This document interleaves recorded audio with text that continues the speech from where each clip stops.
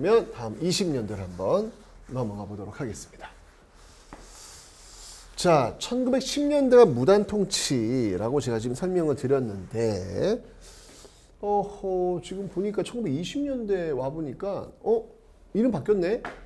문화 통치로 바뀌었네. 자, 여러분들, 앞에서 1910년대가 소위, 앞에 10년대가 무단 통치라고 제가 설명드렸잖아요. 근데 지금 바뀌었어. 문화 통치래. 문화 통치. 뭔가 무단일 때는 되게 공포적인 분위기 느낌이 왔는데 문화 통치라고 하니까 왠지 모르게 좀 이렇게 마음의 안정이 느껴지지 않아요, 여러분들? 그죠? 자, 일단 첫 번째. 왜 바뀌었을까? 왜 10년대 소위 무단 통치에서 왜 20년대 그러니까 10년대 무단 통치에서 20년대 소위 문화 통치로 바뀌었을까? 왜 바뀌었을까? 이유가 있어요. 그게 바로 이제 우리가 배울 거예요. 3.1운동 때문에 그렇습니다. 고종의 죽음으로 출발되었던 3.1운동. 이 3.1운동으로 인해서 일제가 깨달은 거예요. 와, 10년대 그냥 찍어 누르면 이 조선인들 말이야 말 잘 들을 거라고 생각했더니 뭐야 막 전국 방방곡곡에 들고 일하는 모습을 보니까 이렇게 찍어 누르는 것만으로는 한계가 있구나 라고 판단한 거예요.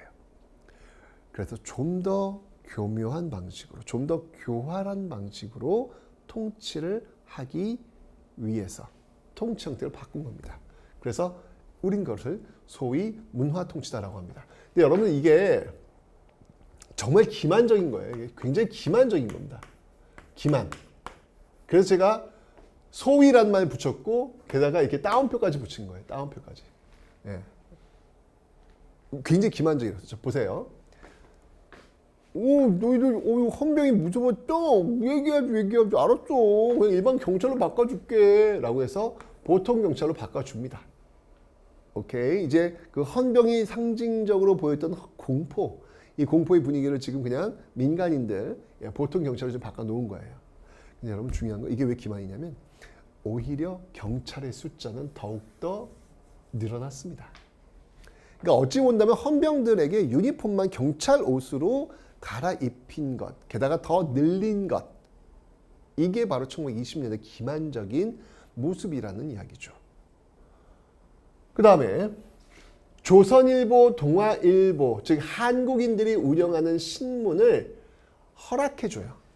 그러면서 이제 조선과 동아일보의 역사가 시작되는 건데 이때 허락해주는 모습들.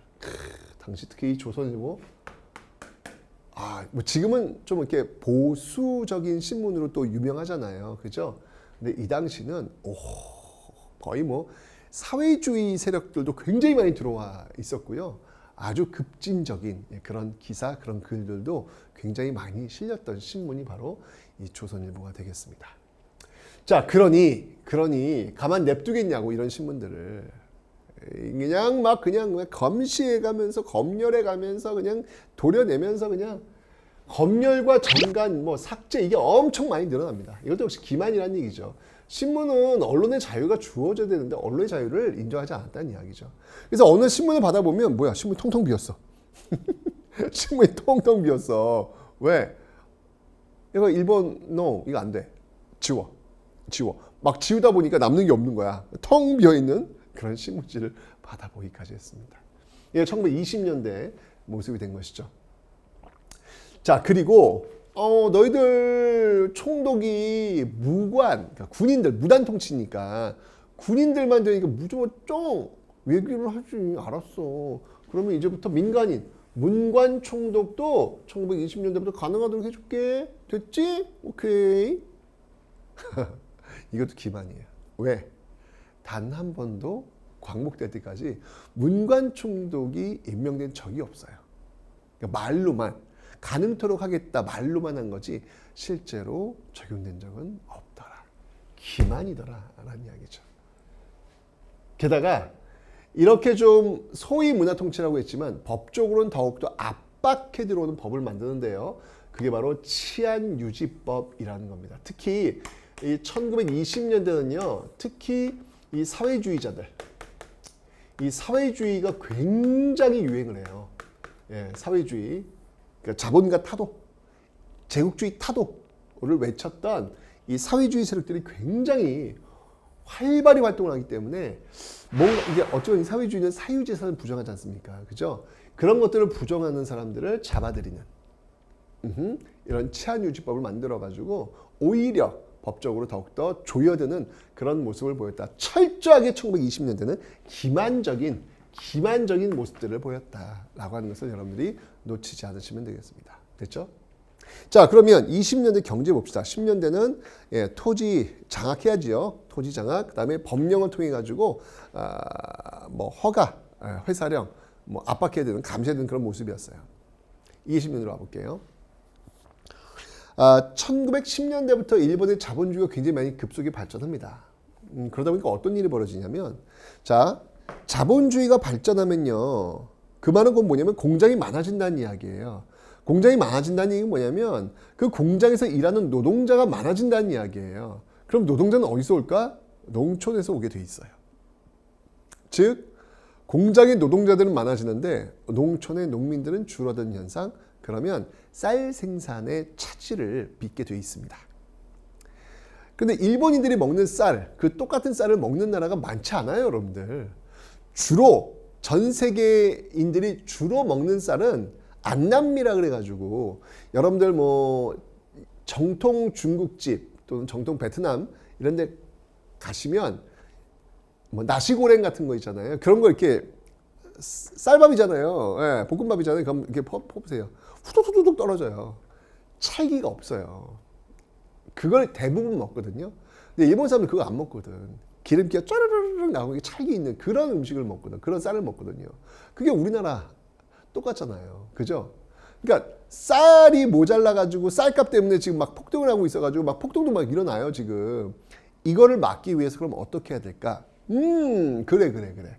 바로 식민지 조선이 바로 그 열쇠가 있었어. 식민지 조선에서 쌀을 더 많이 재배해서 그 쌀을 가져오면 되겠네? 라고 판단하는 거예요. 그래서 시행이 바로 산미 증식 계획이라는 겁니다. 자, 그래서요. 개간을 하고요. 비료를 쓰고요. 종자를 또 바꾸고요. 수리시설, 저수지 이런 것들을 막 하면서 증산에는 성공합니다. 네, 증산에는 성공을 합니다. 반면에 목표한 반출량, 그러니까 가져나가야 되는 거 있잖아요. 가져나가야 되는 건 목표대로 가는 거예요. 목표대로. 그러니까 실례를 들면 이거지. 내가 5가마를 생산했거든.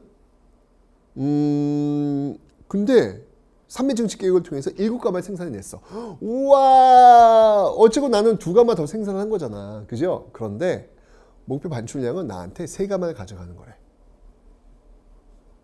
뭐야? 그럼 난 남는 게 뭐야? 난 4가마.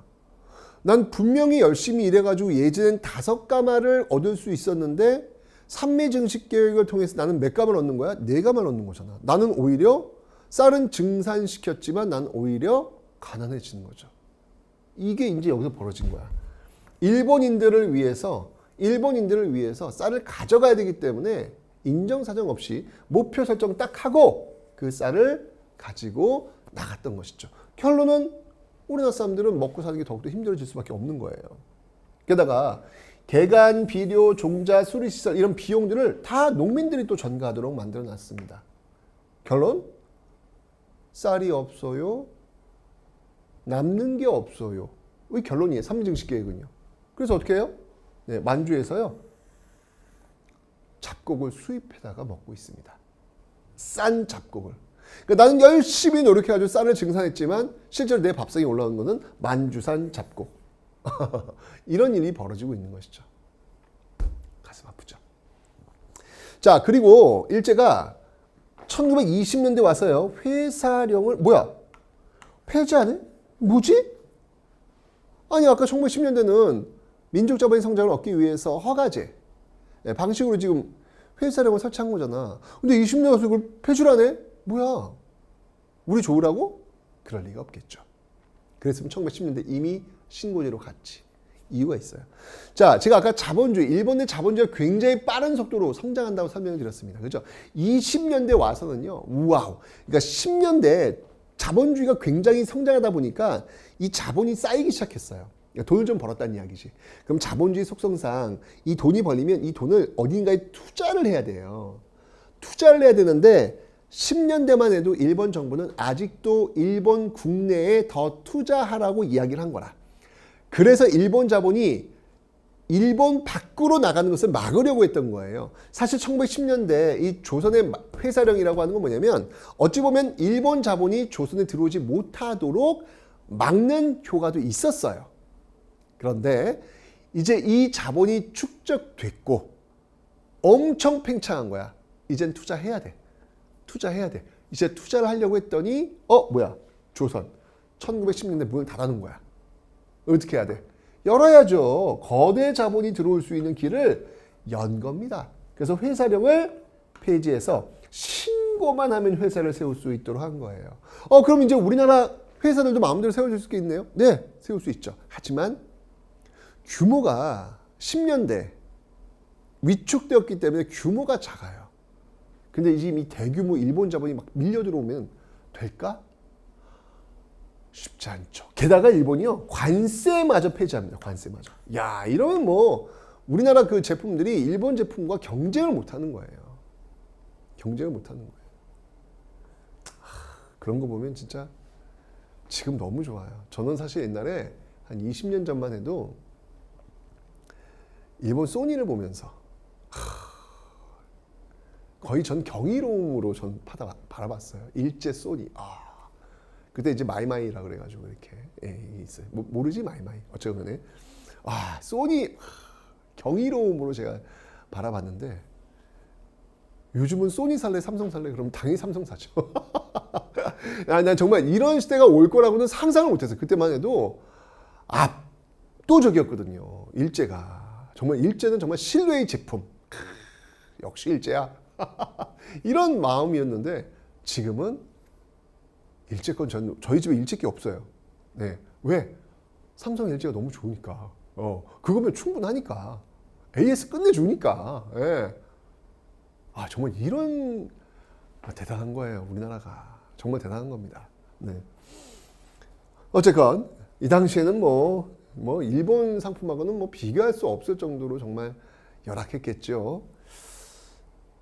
이렇게 지금 회사령을 폐지하고 관세를 폐지해버리니까 가뜩이나 힘든 우리나라 회사, 우리나라 민족 자본들은 죽겠는 거예요, 완전히. 그래서 이러다 진짜 죽겠습니다. 우리 완전 죽겠습니다. 라고 해가지고 그때 20년대 전개했던 운동이 바로 물산 장려 운동이라는 거예요. 이제는 우리 죽겠으니까 좀 도와주세요. 제발. 우리 거 좀 사주세요. 국산품 애용 운동을 왜 저 IMF 때 그거 본 것 같아요. 예. 그때 신발 선전이었나? 신발. 유관순과 이순신이 등장하더라고요. 우리는 할 수 있습니다. 우리 신발. 뭐 이러면서 뭔가 좀 애국심에 호소하는 거죠. 예. 이 당시도 역시 그렇게 애국심에 호소하는 거예요. 힘드니까 우리 거 좀 사달라. 라고 얘기하는 이런 물산 장려 운동이 또 전개되고 있었다라는 거. 1920년대의 모습이었습니다. 됐죠? 자, 20년대 뭔가 좀 이렇게 3.1 운동으로 좀 살짝 풀어진 듯 했지만 뭔가 좀 기만적이고 오히려 쌀수탈은 점점 더 심해지고 있는 그런 모습들, 게다가 자본까지 일본 대자본까지 밀려들고 있는 모습들, 경제적으로 더욱더 안 좋아지는 것 같은 그런 분위기가 지금 20년대 만들어지고 있습니다. 됐죠?